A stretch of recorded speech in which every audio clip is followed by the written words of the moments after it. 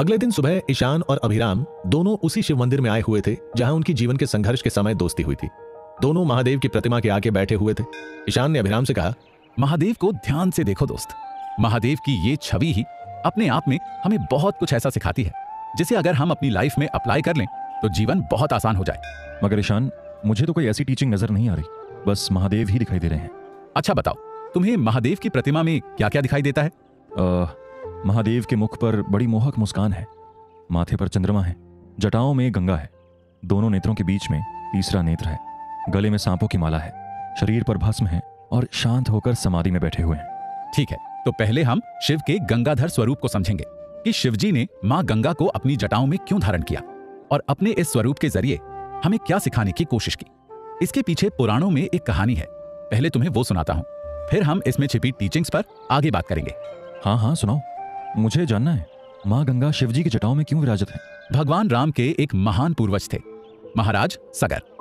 उनके पुत्र महर्षि कपिल के श्राप के कारण मर गए थे, लेकिन उन्हें मुक्ति नहीं मिल रही थी। मुक्ति की एक ही शर्त थी कि जब देवलोक से मां गंगा धरती पर अवतरित होंगी और उनके जल से उन मरे हुए पुत्रों का तर्पण होगा, तभी हजारों वर्षों से मुक्ति की प्यास में भटक रही उनकी आत्माओं को मुक्ति मिलेगी। इन्हीं राजा सगर के आगे की पीढ़ी में हुए भगीरथ, जो एक सच्चे नेक धर्मात्मा राजा थे, उन्हें अपने पूर्वजों की मुक्ति की भी बड़ी चिंता थी। इसलिए उन्होंने अपने गुरु के कहने पर ब्रह्मा जी की कठोर तपस्या की। ओम ब्रह्मणे नमः, ओम ब्रह्मणे नमः। राजा भगीरथ की कठोर तपस्या से ब्रह्मा जी प्रसन्न हुए और प्रकट होकर बोले, राजा भागीरथ, मैं तुम्हारी तपस्या से प्रसन्न हूं। जिस मनोकामना के लिए तुमने तपस्या की है उसे कहो, मैं उसे अवश्य पूरी करूंगा। ब्रह्मदेव, मेरे पूर्वज महाराज सगर के पुत्रों के उद्धार के लिए मैं स्वर्गलोक की देव नदी मां गंगा को धरती पर लाना चाहता हूं। गंगा के पवित्र जल से मेरे पूर्वजों को मुक्ति मिलेगी। आप कृपा करके मुझे मां गंगा के धरती पर अवतरित होने का वरदान दें। राजा भागीरथ, मैं तुम्हें यह वरदान दे तो सकता हूं, लेकिन इससे पूरी धरती पर प्रलय आ जाएगी।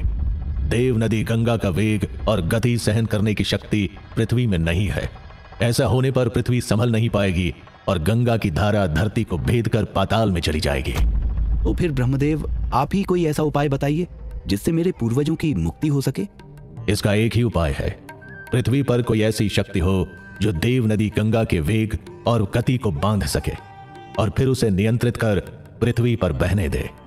ऐसी शक्ति कौन है ब्रह्मदेव, मुझे बताइए।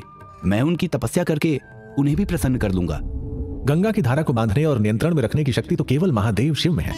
इसीलिए तुम भगवान शिव को प्रसन्न करो और उनसे प्रार्थना करो कि वो गंगा के अवतरण के समय गंगा को धारण कर नियंत्रित रखें।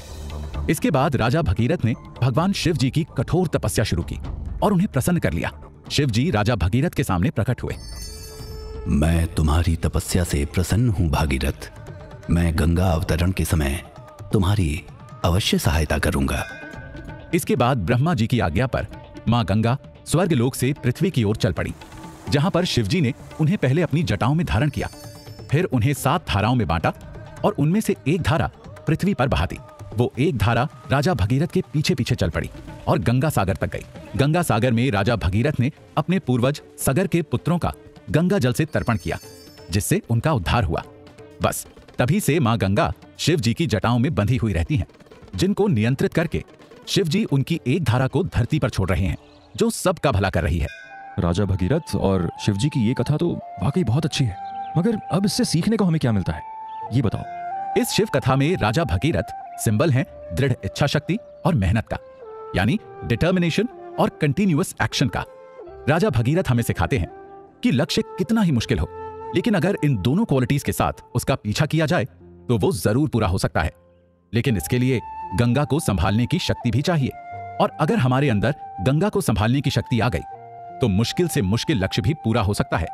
यही सिखा रहे हैं हमें शिवजी अपने मस्तक पर गंगा को धारण कर।